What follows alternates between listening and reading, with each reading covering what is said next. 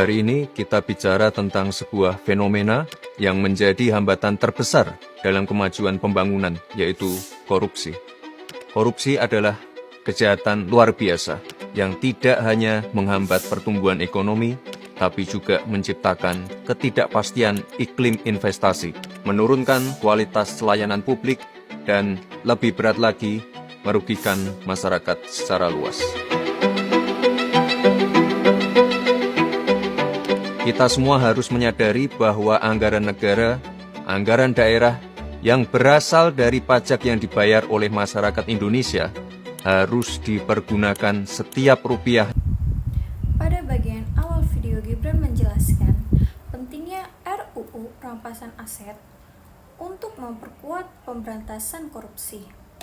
Bahasa yang digunakan sudah sesuai dengan kaidah bahasa Indonesia. Karena menggunakan kata-kata baku seperti pemberantasan korupsi, perampasan aset, serta kerugian negara.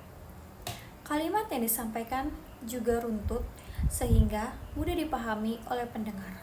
Untuk kepentingan dan kesejahteraan masyarakat. Berdasarkan data dari ICW selama periode 2013 sampai 2022, potensi kerugian negara akibat korupsi mencapai 238 triliun rupiah. Dan berdasarkan kasus yang ditangani kejaksaan, potensi kerugian negara akibat korupsi di tahun 2024 mencapai 310 triliun rupiah.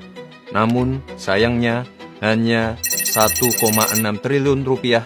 Pada bagian ini menjelaskan perlunya memperkuat sistem hukum agar aset negara dapat dikembalikan dan pelaku korupsi mendapatkan efek jerak.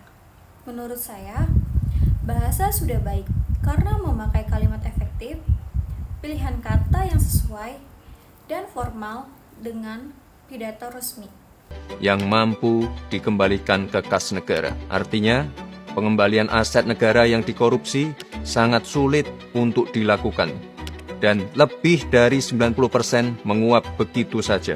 Bahkan justru tetap bisa dinikmati oleh pelaku dan kerabat pelaku. Memang penyimpangan ini tidak hanya terjadi di 1, 2, atau segelintir negara saja, tapi hampir semua negara mengalaminya. Namun, respon dari masing-masing negaralah yang menjadi penentu keberhasilan pemberantasan korupsi. Apalagi di era seperti sekarang ini, di mana kejahatan semakin terorganisir, bersifat lintas batas, dan melibatkan teknologi terkini. Sehingga aset-aset hasil korupsi bisa digelapkan, bisa dilakukan pencucian yang mengakibatkan aset-aset tersebut sulit terlacak dan terdeteksi. Disampaikan bahwa koruptor harus dimiskinkan, dan RUU Perampasan Aset merupakan instrumen yang penting. Menurut saya, bahasa yang digunakan bersifat persuasif, namun tetap santun. Diksi yang dipilih jelas dan mudah dipahami sehingga pesan yang ingin disampaikan dapat diterima dengan baik.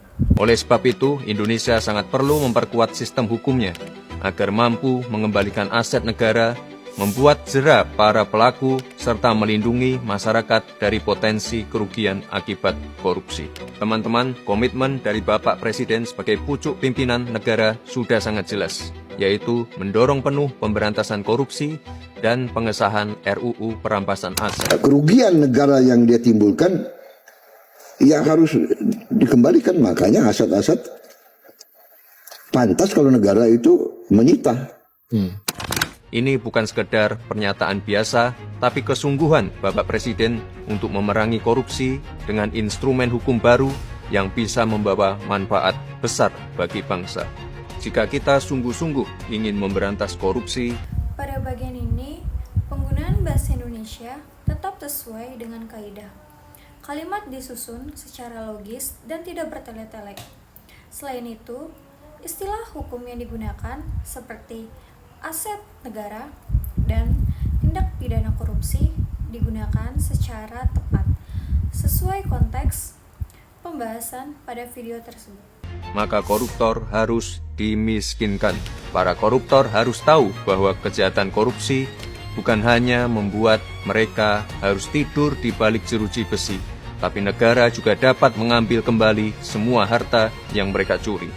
Prinsipnya sederhana, selama suatu aset bisa dibuktikan berasal secara langsung maupun tidak langsung dari tindak pidana seperti korupsi, narkotika, pertambangan liar, penangkapan ikan ilegal, pembalakan liar, judol, ataupun TPPO, negara memiliki kewenangan untuk merampas aset tersebut untuk dikembalikan menjadi aset negara, menjadi hak rakyat yang digunakan kembali untuk kepentingan rakyat. Inilah esensi dari RUU Perampasan Aset yang saat ini menjadi sangat penting dan mendesak. RUU Perampasan Aset ini merupakan pelaksanaan. Gibran menjelaskan bahwa negara berwenang merampas aset yang berasal dari tindak pidana seperti korupsi, narkotika, pertambangan liar, hingga tindak pidana perdagangan orang. Menurut saya, penggunaan bahasa sudah baik karena menggunakan kalimat efektif, kosakata baku, dan penyampaiannya sistematis, sehingga informasi mudah dipahami. Dari United Nations Convention Against Corruption tahun 2003 yang mengatur mengenai perampasan aset tanpa pemidanaan, yang menjadi semakin relevan dan penting untuk pemulihan aset negara, apalagi ketika pelaku tindak pidana meninggal atau kabur ke luar negeri. Memang ada beberapa kekhawatiran seperti pelanggaran terhadap prinsip praduga tak bersalah, serta potensi penyalahgunaan wewenang. Kekhawatiran ini sangat bisa dipahami. Oleh sebab itu, pembahasan terkait RUU ini harus segera dilakukan secara serius, komprehensif, dan transparan, serta melibatkan semua pihak termasuk para praktisi dan profesional. Pada bagian ini dijelaskan bahwa RUU Perampasan Aset merupakan pelaksanaan dari United Nations Convention Against Corruption pada 2023. Hal ini menggunakan istilah asing masih sesuai dengan kaidah bahasa Indonesia, karena istilah tersebut merupakan nama resmi dan dijelaskan dalam konteks pembahasan sehingga tidak membingungkan para pendengar. Agar menghasilkan regulasi yang kuat dengan pengawasan yang ketat sehingga tajam kepada para pelaku namun tidak sewenang-wenang kepada yang bukan pelaku. Beberapa negara lain juga telah lebih dahulu menerapkan konsep perampasan aset untuk tindak kejahatan tertentu, seperti di Belanda, Kolombia, Singapura, bahkan di Italia. Villa-villa mewah milik mafia disita dan diubah menjadi sekolah serta pusat kegiatan sosial. Pengalaman negara lain tentu bisa kita jadikan masukan agar RUU Perampasan Aset bisa efektif mengembalikan aset negara dan tidak menjadi instrumen yang bisa disalahgunakan.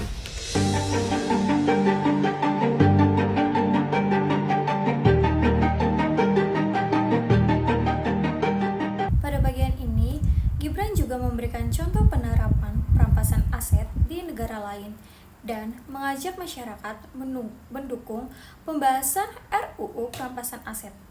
Bahasa yang digunakan bersifat persuasif, sopan, serta menggunakan kalimat yang jelas dan komunikatif sehingga sesuai dengan kaidah bahasa Indonesia. Oleh sebab itu, mari bersama kita kawal proses ini agar apa yang menjadi kekayaan dan aset negara dapat kembali kepada negara dan sepenuhnya bisa digunakan bagi kepentingan dan kesejahteraan masyarakat tanpa adanya penyalahgunaan kewenangan. Perang melawan korupsi harus tanpa kompromi, dan inilah saatnya uang rakyat dapat kembali sepenuhnya untuk rakyat. Menurut saya, pada pidato Gibran Rakabuming sudah sesuai dengan kaidah bahasa Indonesia. Hal tersebut terlihat dari penggunaan kata baku, kalimat efektif, diksi yang formal, serta penyampaian yang runtun, jelas, dan mudah dipahami oleh masyarakat luas. Selain itu, gaya bahasa yang digunakan bersifat persuasif, tanpa mengurangi kesantunan dalam penyampaian pendapat.